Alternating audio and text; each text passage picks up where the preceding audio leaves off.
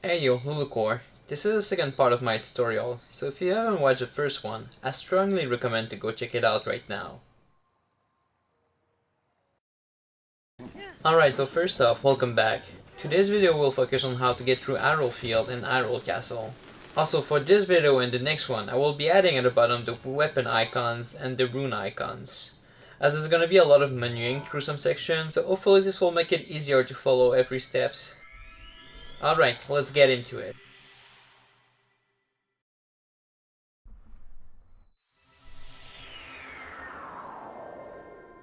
After getting the paraglider, warp to the Mangy's shrine. Get up the Great Plateau and glide down to those horses. This pack will have 2 speed and 3 speed horses. Obviously you will want to aim for the 3 speed horse, but how do you know which one is the 3 speed? Well, horses that are spotted, or have 2 colors, are usually 2 speeds, so don't go for them.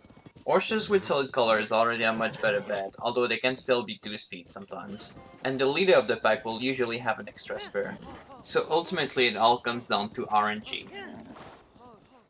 So once you've picked which one you're gonna try to tame, try to land directly on them, because landing next to them will put you at risk to get hit.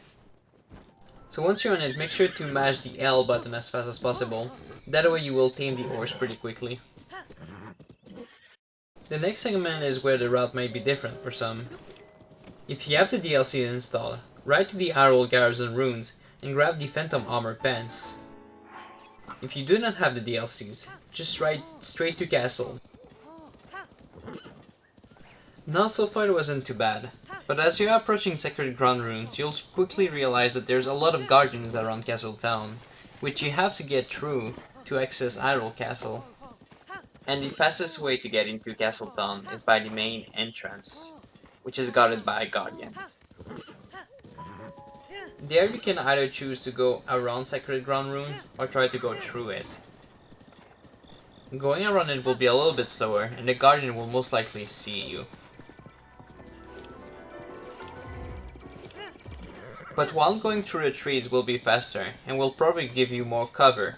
It may end up being more trickier to go through, as the horses sometimes will be dumb, and go straight into a tree. Now, in both cases, if the guardian sees you, you can always jump off the horse and go into bullet time, and then headshot it. It should stun it long enough for you to be able to go through the main entrance. Otherwise you can try to strafe left and right to mix up the aim of the guardian. So now that you're through, make your way to the slab. You will want to go on this path, because the other path will actually trigger the decayed guardian, but if you actually get too close to, you might also get spotted anyway. So once you're at the slab, get off the horse and get under it. Now here I do not really have a setup. I usually only hug the chest while I'm still facing north, then tap my joystick once, then drop the bomb. But if you wanted something more concrete, here's a zoom of the minimap. Afterwards, stasis the slab and hit it till the arrow is red. Detonate the bomb and then get on the slab. If done correctly, once the slab launches, you will be able to stay on it and ride it till you reach that pillar.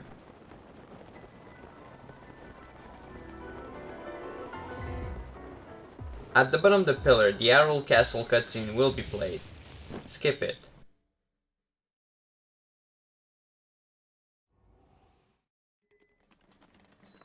Next and last before reaching Hyrule Castle, you will want to climb a little bit of this pillar.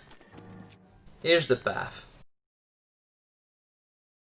It is very easy to slide down, so use the relief at your advantage.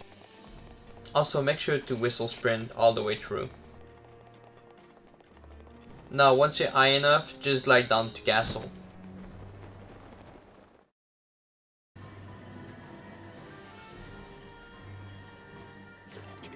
Now here this is where having the DLCs or not matter. If you own the DLC you can just go straight to Dying Hall, but if you do not, get inside that small tower. There will be 2 crates inside.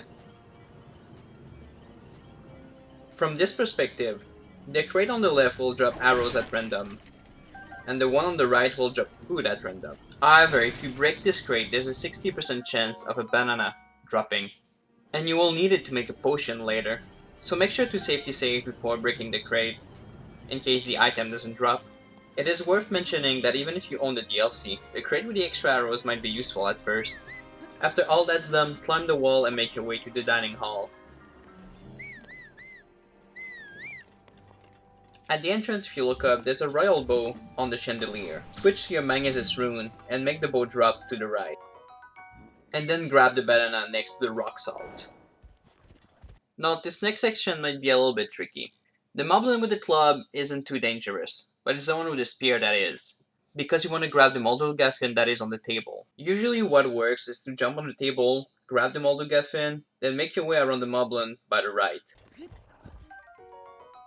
Head to the foyer and grab the Royal Guard Spear. You want to be as quick as possible getting that one, because otherwise the two moblins will catch up to you and will most likely hit you. Head to the hallways next to the dining hall by going through the middle door of the room. If you go by the closest one, the moblins will be able to follow you and might end up kill you.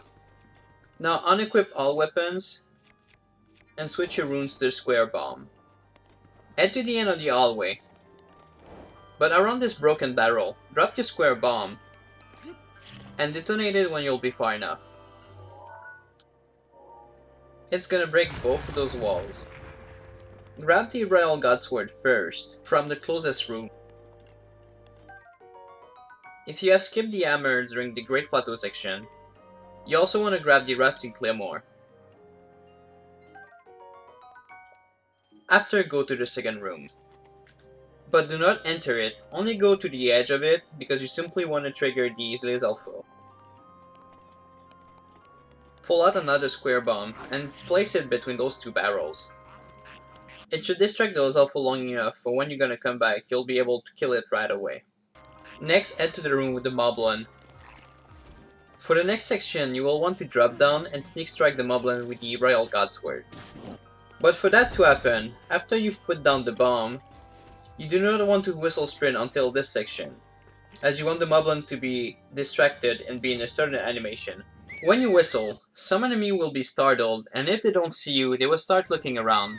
And this is the exact animation you want to get from the moblin, as it kinda goes blind when it's actually looking around for you. And this is why you do not want to whistle sprint early, as it will make this animation play out even before you have the chance to sneak strike the moblin.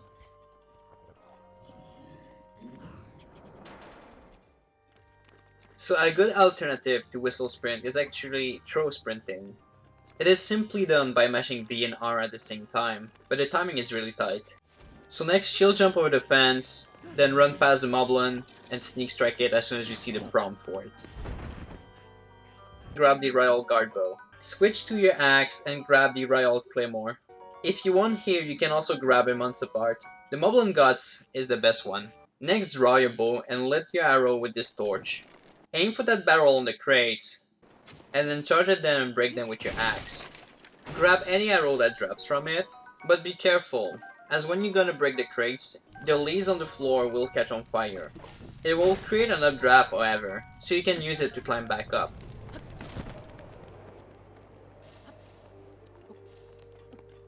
If you don't feel comfortable with this strat, simply just break the crates and then climb.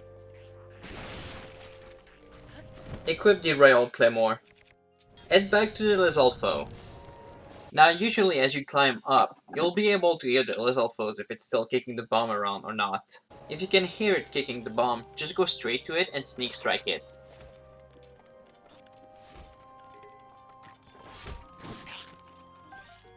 If you can't hear it, detonate the bomb early, then wait for the cooldown and whistle to attract the Lizalfo. Throw the square bomb to this wall. Just wait for the Lizalfo to be distracted again by the bomb, then sneak strike it.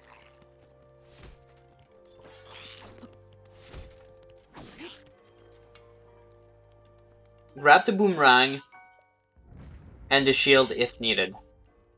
Sanotes was all to take in at the same time. So here's how the segment so far should look like.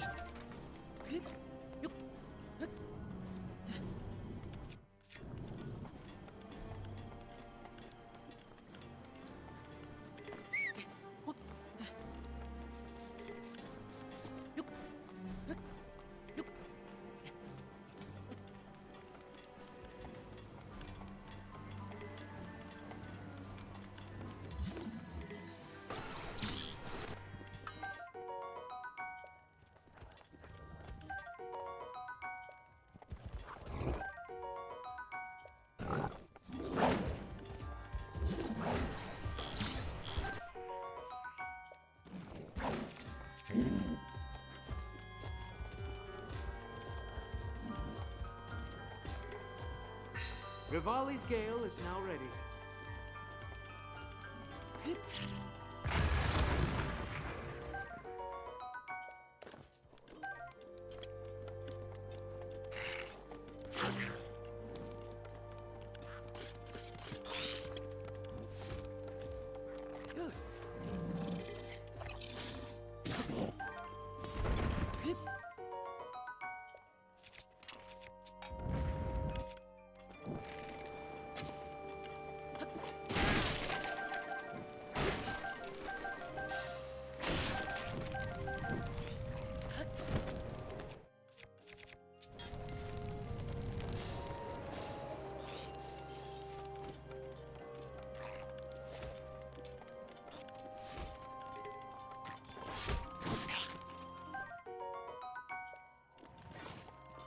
Okay, let's resume the tutorial.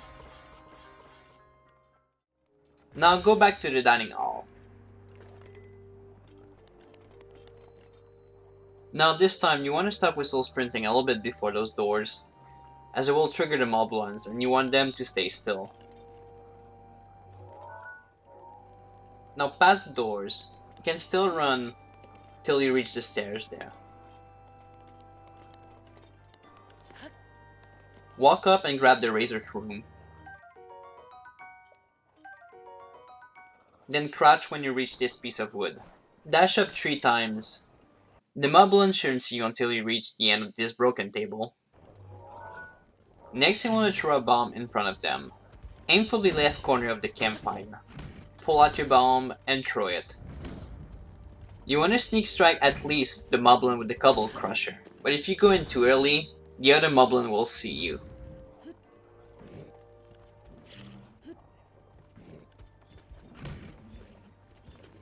So just wait until both are going for the bomb. Grab a monster part if you haven't grabbed another one before, and grab the cobble crusher. And once again draw your bow, head back for the campfire, lit your arrow and shoot the cooking pot. Now if you have DLCs, the cooking potion should be the beetle, 2 monster part, the razor's rune, and the banana. It should give you a +2 attack bonus. Now if you do not have the DLCs, you will want to cook 2 bananas, 1 razor's rune, 1 beetle, and 1 monster part. It should give you a +3 attack bonus. You can also cook more bananas if more drops from the crate, and skip the razor's rune. After that's done, equip the stasis rune, your axe or the rusty claymore, and head out from when you first enter the room. For this next segment you will want to climb up the wall and then make your way to Sanctum. So start climbing out the window, and use the border to recharge your stamina.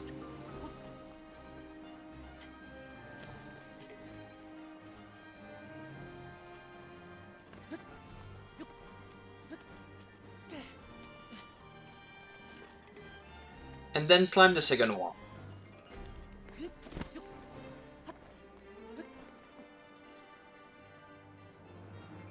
Now here there's a few paths that you can use to reach Sanctum. Let's start with the fastest one. Head down to the trees near the watchtower.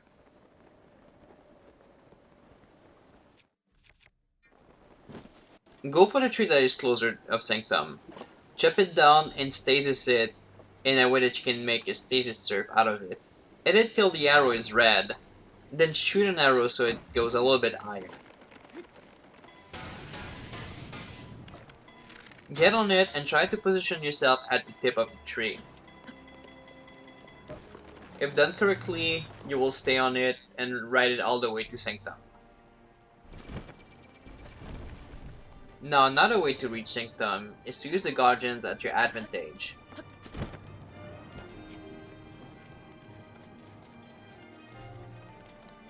If you reach that point, you can actually bait 1 lasers to shoot and make the grass burn. It's gonna create an updraft.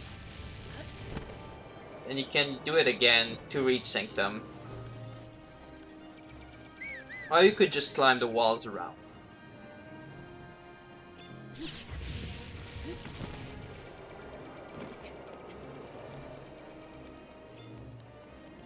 If you don't feel like dealing with lasers, you can also just go to that column there and then climb up the walls.